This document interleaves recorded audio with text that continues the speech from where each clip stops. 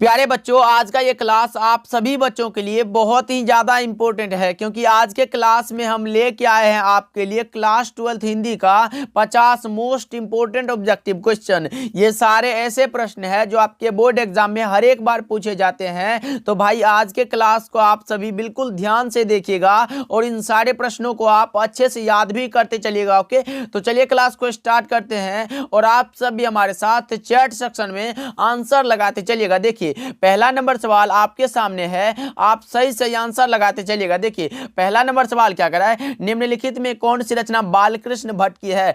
अब आप बताओ कि निम्नलिखित में कौन सी रचना है जो बालकृष्ण भट्ट की है। उर्वशी, कविता के नए प्रतिमान, गीतावली या फिर पद्मावती। तो मैं बता दूं उर्वशी जो रचना है ये रामधारी सिंह दिनकर की है, कविता के नए प्रतिमान नामवर सिंह की रचना और गीतावली तुलसीदास की रचना है। तो बचा कौन, पद्मावती, ये बालकृष्ण भट्ट की रचना है। ऑप्शन नंबर डी बिल्कुल करेक्ट आंसर हो जाएगा। एक चीज और ध्यान में रखिएगा, अगर पद्मावत हो तो आप मलिक मोहम्मद जैसी लगाना, लेकिन अगर पद्मावती हो तब आप बालकृष्ण भट्ट लगा देना, बिल्कुल करेक्ट आंसर हो जाएगा। चलिए दूसरा नंबर सवाल को देखते हैं, आपके सामने है, बालकृष्ण भट्ट ने कौन सा मासिक पत्र निकाला था। बालकृष्ण भट्ट ने कौन सा मासिक पत्र निकाला था, तो आपको भी पता होना चाहिए, यह निकाला था हिंदी प्रदीप नामक मासिक पत्र। Option number C right answer हो जाएगा। 2 का सी लगा लो तो आपका भी करेक्ट हो जाएगा। ध्यान में रखिएगा, आप सभी इंपॉर्टेंट क्वेश्चन है। चलिए तीसरा नंबर सवाल को देखते हैं, संयोगिता स्वयंवर किस लेखक की रचना। संयोगिता स्वयंवर जो रचना है वो किस लेखक की रचना, बताओ आप सभी। तो 3 का करेक्ट आंसर क्या होगा, तो ये रचना है श्रीनिवास दास की। ऑप्शन नंबर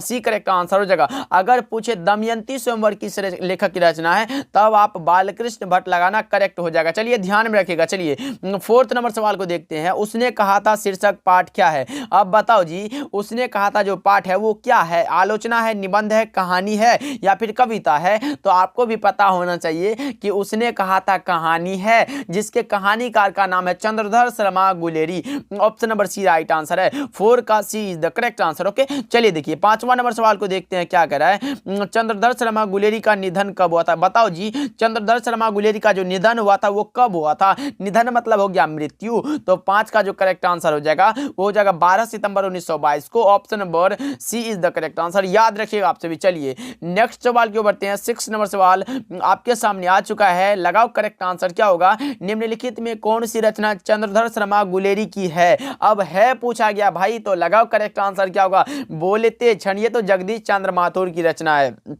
दमयंती स्वयंवर तो बालकृष्ण भट्ट की रचना है और पुरानी हिंदी जो रचना है ये चंद्रधर शर्मा गुलेरी की रचना। Option number C correct answer हो जाएगा। 6 का C is the correct answer. चलिए 7 नंबर सवाल देखिए, सूबेदारनी किस कहानी की पात्रा है। सूबेदारनी जो है ये उसने कहा था कहानी की पात्रा है, जिसके कहानीकार का नाम है Chandradhar Sharma Guleri. Option number B लगा लो तो सही जवाब हो जाएगा। 7 का बी याद रखिएगा। चलिए 8 नंबर सवाल को देखते हैं। भाई इन सारे प्रश्नों को जरूर याद कर लेना, बहुत ही इंपॉर्टेंट है, आपके बोर्ड एग्जाम में आने वाला सवाल है। देखो, किस अस्पताल में दिनकर का निधन हुआ था। रामधारी सिंह दिनकर का जो निधन हुआ था वो किस अस्पताल में हुआ था, तो यह हुआ था विलिंगडन नर्सिंग होम में। Option number D right answer है। 8 का डी लगा लो जी, करेक्ट आंसर है। चलिए 9 नंबर सवाल को देखते हैं, संपूर्ण क्रांति का नारा किसने दिया था। अब लगाओ जी करेक्ट आंसर क्या होगा। संपूर्ण क्रांति का नारा जो दिया था वो किसने दिया था, तो यह दिया था लोकनायक जयप्रकाश नारायण ने। Option number C correct answer है। 5 जून 1974 को पटना के गांधी मैदान में। चलिए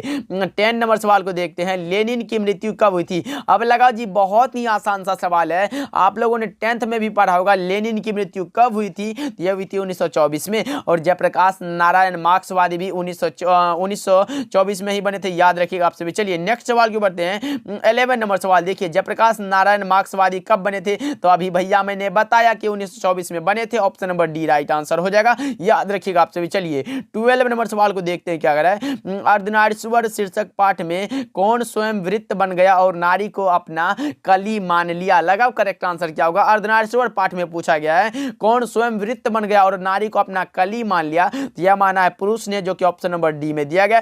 करेक्ट आंसर हो जाएगा। अर्धनारीश्वर पाठ के लेखक का नाम पूछे तो आप राष्ट्र कवि दिनकर जी लगा देना, करेक्ट हो जाएगा। चलिए 13 नंबर सवाल देखिए, युद्ध और शांति की समस्या पर लिखी गई काव्य कृति कौन है। युद्ध और शांति की समस्या पर लिखी गई काव्य कृति का नाम है Kurukshetra. Option B right answer हो जाएगा। अगर पूछे कि कुरुक्षेत्र किस लेखक की रचना है तो आप लगा देना रामधारी सिंह दिनकर। ओके, चलिए देखिए 14 नंबर सवाल देखिए, कौन सी कृति रामधारी सिंह दिनकर की लिखी हुई नहीं है। निम्नलिखित में कौन सी रचना है जो रामधारी सिंह दिनकर की नहीं है, पूछा गया है। तो भाई संस्कृति के 4 अध्याय तो है, क्योंकि संस्कृति के 4 अध्याय पर रामधारी सिंह दिनकर को साहित्य अकादमी का पुरस्कार भी दिया गया था। हार एक और इनाम ये भी रचना है। उर्वशी जो है इस पे भी रामधारी सिंह दिनकर को ज्ञानपीठ पुरस्कार दिया गया था, लेकिन जूठन इसकी रचना नहीं है, ये तो ओम प्रकाश वाल्मीकि की रचना, इसलिए option number C right answer हो जाएगा। लगा लो आपसे भी। चलिए 15 नंबर सवाल देखिए, रोज इनमें से क्या है। रोज जो पाठ है वो क्या है, तो एक प्रकार का कहानी है, आपको भी पता होगा,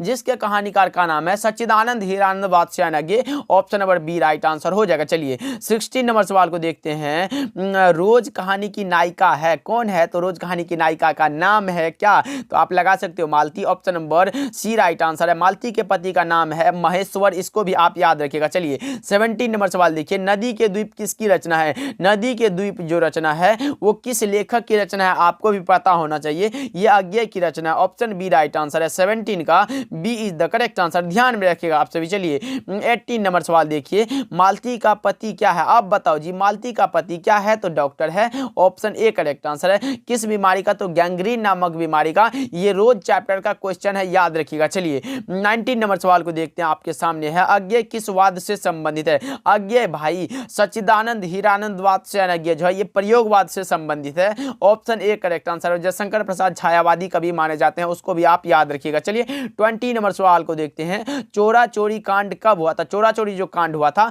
वो कब हुआ था, तो आपको भी पता होगा 1922 में हुआ था।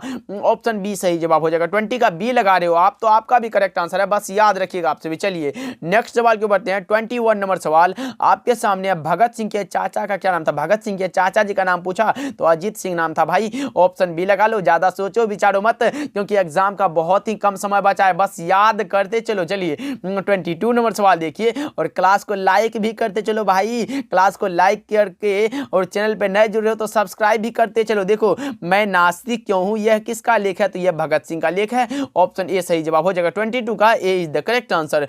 23 नंबर सवाल देखिए आपके सामने है, भगत सिंह ने कैसी मृत्यु को सुंदर कहा है। भगत सिंह ने कैसी मृत्यु को सुंदर कहा है, तो यह कहा है देश की सेवा दी के बदले दी गई फांसी को। ऑप्शन नंबर सी में दिया गया है। करेक्ट आंसर याद रखिएगा, इंपॉर्टेंट है। ओके चलिए देखिए 24 नंबर सवाल देखिए, भगत सिंह का संपूर्ण परिवार क्या था। भगत सिंह का जो संपूर्ण परिवार था वो था स्वाधीनता सेनानी। Option number C right answer हो जाएगा, याद रखिएगा। चलिए 25 नंबर सवाल देखिए आपके सामने, बहुजन संप्रेषण के माध्यम पुस्तक किसने लिखी है। बहुजन संप्रेषण के माध्यम जो पुस्तक लिखी है वो लिखा है किसने, तो किसने, तो जगदीश चंद्र माथुर ने। Option number B right answer हो जाएगा भाई, याद रखिएगा। चलिए 26 नंबर सवाल देखिए आपके सामने है, पंडई नदी कहां तक जाती है। अब लगाओ करेक्ट आंसर क्या होगा, पंडई नदी जो है वो कहां तक जाती है, तो भिखनाथोरी तक। Option number A correct answer हो जाएगा। आपके बोर्ड एग्जाम में आया हुआ सवाल है, इसलिए याद रखिएगा। चलिए 27 नंबर सवाल देखिए आपके सामने, अम्रपाली ने तथागत को क्या सौंपा था। अम्रपाली ने तथागत को सौंपा था आम्रवन। ऑप्शन बी राइट आंसर हो जाएगा। चलिए 28 नंबर सवाल को देखते हैं, मोहन राकेश किस आंदोलन के प्रमुख हस्ताक्षर थे। मोहन राकेश जो थे वो किस आंदोलन के प्रमुख हस्ताक्षर थे, तो 28 का जो करेक्ट आंसर हो जाएगा वो हो जाएगा नई कहानी आंदोलन की। ऑप्शन ए करेक्ट आंसर हो जाएगा भाई। मोहन राकेश को नहीं पहचाने क्या, सिपाही की मां एकांकी के एकांकीकार का नाम है मोहन राकेश। चलिए 29 नंबर सवाल देखिए, निम्नलिखित में बिस्नी की पड़ोसिन कौन है। बिस्नी की पड़ोसिन का नाम है Kunti. Option C correct answer हो जाएगा भाई, याद रखिएगा। चलिए 30 नंबर सवाल को देखते हैं, मोहन राकेश रचित नाटक संग्रह है। मोहन राकेश का नाटक संग्रह कौन सा है, तो आषाढ़ का एक दिन। Option number D correct answer हो जाएगा भाई, याद रखिएगा। चलिए 31 नंबर सवाल देखिए, आलोचना त्रैमासिक के प्रधान संपादक कौन थे। आलोचना त्रैमासिक के प्रधान संपादक का नाम है कौन सा भाई, तो Namvar Singh. Option C correct answer है, याद रखिएगा। चलिए 32 नंबर सवाल देखिए, राम की शक्ति पूजा किसकी कविता है। राम की शक्ति पूजा, लगाओ ना करेक्ट आंसर क्या होगा भाई, फटाफट से करेक्ट आंसर बताओ। राम की शक्ति पूजा जो रचना ये सूर्यकांत त्रिपाठी निराला की रचना है। ऑप्शन डी करेक्ट हो जाएगा, याद रखिएगा। चलिए 33 नंबर सवाल देखिए, अब और और नहीं किसकी कृति है? अब और नहीं जो रचना है ये ओम प्रकाश वाल्मीकि की रचना। 33 का C is the correct answer, आप याद रखिएगा, इंपॉर्टेंट है। चलिए 34 नंबर सवाल देखिए, सुरेंद्र सिंह किसका पोता था? सुरेंद्र सिंह जो पोता था वो था सुखदेव सिंह त्यागी का, ऑप्शन ए राइट आंसर है। 34 का इज द करेक्ट आंसर, आप याद रखिएगा, इंपॉर्टेंट क्वेश्चन है। चलिए 35 नंबर सवाल को देखते हैं, फटाफट से आपका आंसर आना चाहिए भाई, इंपॉर्टेंट क्वेश्चन करा रहा हूं। देखो निम्नलिखित में कौन सी रचना मलयज की नहीं है? नहीं है पूछा गया भाई, तो आप लगा सकते हो जख्म पर धूल तो है, कविता के साक्षात्कार ये भी है, रामचंद्र शुक्ल ये भी रचना है, लेकिन कविता के नेपथ्यमान तो नामवर सिंह की रचना है भाई, और इसीलिए ऑप्शन नंबर डी लगा लो जो कि मलयज की रचना नहीं है। चलिए 36 नंबर सवाल को देखते हैं, रचने और भोगने का रिश्ता कैसा होता है? रचने और भोगने का जो रिश्ता होता है वो होता है द्वंद्वात्मक, option number A correct answer है। 36 का A is the correct answer. चलिए 37 नंबर सवाल देखिए, तिरिच कहानी के लेखक कौन है? तिरिच जो कहानी है उसके लेखक का नाम पूछा गया आप सभी से, लगाओ 37 का करेक्ट आंसर क्या होगा? तो मैं बता दूं, तिरिच एक प्रकार का कहानी है जिसके कहानीकार का नाम है Uday Prakash, option number B is the correct answer. चलिए 38 नंबर सवाल देखते हैं, तिरिच को कैसी कहानी माना जाता है? तिरिच जो कहानी है उसको कैसी कहानी माना जाता है? तो इसे माना जाता है जादू यथार्थवादी कहानी, option number C right answer है भाई, याद रखिएगा, ये मॉडल पेपर में भी आया हुआ सवाल है, याद रखना आपसे भी। चलिए 39 नंबर सवाल देखिए, जय कृष्णमूर्ति की इनमें से कौन सी रचना, निम्नलिखित में कौन सी रचना है जो जय कृष्णमूर्ति की रचना है? तो लो जी मैं बता देता हूँ, रोज जो पाठ है ये अज्ञेय की रचना है, संपूर्ण क्रांति जयप्रकाश नारायण की रचना, बातचीत जो है ये बालकृष्ण भट्ट की रचना है, लेकिन शिक्षा जो है ये जय कृष्णमूर्ति की रचना है, ऑप्शन डी करेक्ट आंसर हो जाएगा। चलिए 40 नंबर सवाल को देखते हैं, आपके सामने है, गीतावली किसकी रचना है? गीतावली जो रचना है वो किसकी है भाई? तो आपको भी पता होना चाहिए, ये तुलसीदास की रचना है, ऑप्शन सी करेक्ट आंसर हो जाएगा, आप याद रखिएगा। चलिए 41 नंबर सवाल देखिए आपके सामने, सूरदास किस मार्ग में दीक्षित हुए? सूरदास किस मार्ग में दीक्षित हुए थे भाई? तो आपको पता है तो लगाओ, करेक्ट आंसर क्या होगा? पुष्टि मार्ग में, ऑप्शन सी लगा रहे हो आप, तो आपका भी करेक्ट आंसर है भाई, और लगाओगे क्यों नहीं, क्योंकि ये सही जवाब है। चलिए 42 नंबर सवाल देखिए आपके सामने, विनय पत्रिका की भाषा है, विनय पत्रिका के कवि का नाम बोल दे तो ये तुलसीदास की रचना का नाम है, और इसकी भाषा का नाम है Antarvedi Braj Bhasha, option number B is the correct answer, याद रखिएगा आपसे भी। चलिए या फिर ऑप्शन में अंतर्वेदी रह सकता है या ब्रज भाषा, दोनों को याद रखिएगा। ओके चलिए देखिए 43 नंबर सवाल देखिए आपके सामने है, नाभादास का काव्य रचना क्षेत्र था? नाभादास का पूछा गया भाई, तो छप्पा जो कविता है उसके कवि का नाम है नाभादास, और इसका काव्य रचना के क्षेत्र का बात कर ले तो वो है Vrindavan, option number C correct answer हो जाएगा, याद रखिएगा आपसे भी। चलिए 44 नंबर सवाल को देखते हैं क्या करा है, शिवराज भूषण किसकी कृति है? शिवराज भूषण के किसकी रचना भाई? लगाओ करेक्ट आंसर क्या होगा 44 का, तो ये भूषण की रचना, ऑप्शन ए करेक्ट आंसर है, बिल्कुल करेक्ट आंसर है, याद रखिएगा। चलिए 45 नंबर सवाल देखिए आपके सामने, क्रास्थवेट गर्ल्स स्कूल से में सुभद्रा कुमारी चौहान की प्रिय मित्र कौन थी? क्रास्थवेट गर्ल्स स्कूल में सुभद्रा कुमारी चौहान की प्रिय मित्र का नाम था Mahadevi Verma, option A correct answer हो जाएगा भाई, याद रखिएगा। चलिए 46 नंबर सवाल को देखते हैं, आपके सामने आ चुका है, ज्ञानेंद्रपति ने कौन सी कविता लिखी है? निम्नलिखित में कौन सी कविता है जो ज्ञानेंद्रपति की रचना है? तो मैं बता दूं, हार जीत अशोक वाजपेयी की रचना है, गांव का घर ये ज्ञानेंद्रपति की रचना, ऑप्शन बी राइट आंसर हो जाएगा। अगर उषा जो है ये शमशेर बहादुर सिंह की रचना, और पुत्र वियोग सुभद्रा कुमारी चौहान की रचना का नाम है, इसको भी आप याद रखना, इंपॉर्टेंट है। ओके चलिए देखिए 47 नंबर सवाल को देखते हैं, पेशगी के लेखक कौन है? पेशगी भाई किसकी रचना है ये पूछा गया आप सभी से, तो 47 का करेक्ट आंसर क्या लगा रहे हो आप? Option number D Henry Lopez है, option number D is the correct answer,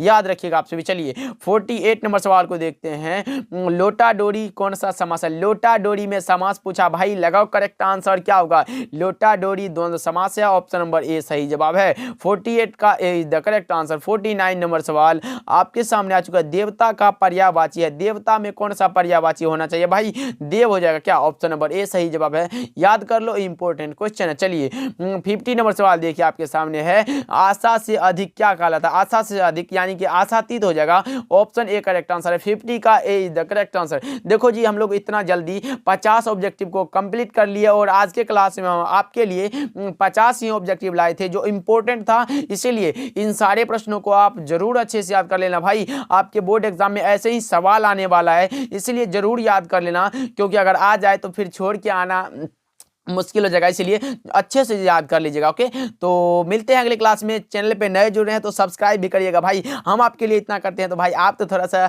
हमें सपोर्ट कर सकते हो ना, इसीलिए चैनल पे नए जुड़ रहे हो तो सब्सक्राइब करके ऑल नोटिफिकेशन को ऑन कर लीजिएगा, जिससे कि हम जब भी क्लासेस अपलोड करें तो आपके पास नोटिफिकेशन चला जाए। मिलते हैं अगले क्लास में।